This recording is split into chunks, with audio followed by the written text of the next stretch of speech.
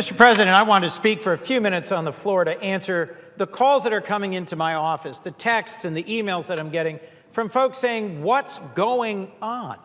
What's happening in the United States Senate? They can't keep track of what it is that we've moved to. We don't know either. We are here probably all night waiting for the majority to finally produce the bill that they will use to attempt to repeal and maybe replace or not the Affordable Care Act. All we know is that every single proposal that's been brought forward in recent days has two features. It reduces coverage and it raises costs.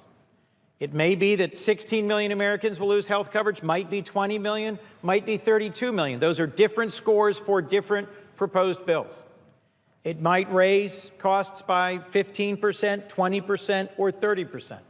Sometime later tonight, you will see the final bill presented on this floor, and hopefully we will get some score so that we will know what we're voting on before we finally get to it.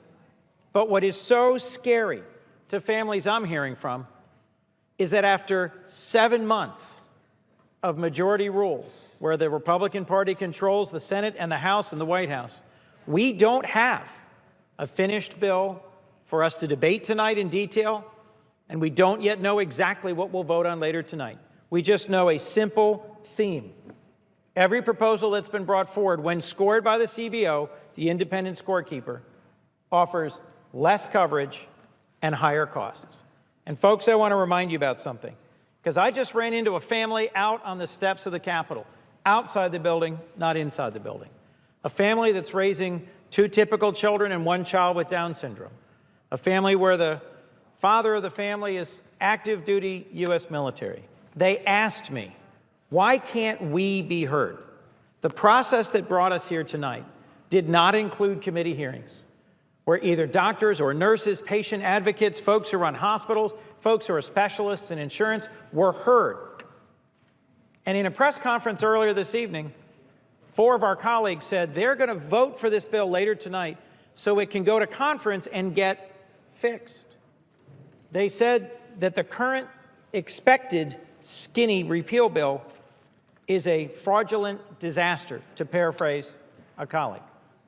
Well, I really think what we should do is heed the advice that Senator McCain laid out on this floor a few days ago and go back to regular order. Just earlier today, there was an inspiring moment when we took up and passed by a vote of 97-2 the Russia sanctions bill. We heard the chair and the ranking Republican and Democrat of Foreign Relations and Banking Committees speak positively of each other, speak positively of the process, and say the outcome is in the best interest of our country. Well, as we've seen, we don't always follow regular order. Both parties have responsibility for moving things over the years without fully consulting each other and without going through the committee process. I think this is the moment where we should look at what happened earlier today on this very floor and follow that process, where the committees are included and consulted and where we find a bipartisan resolution to what ails America.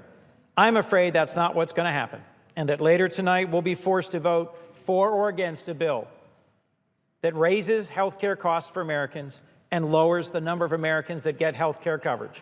And if that's the case, this senator will vote no.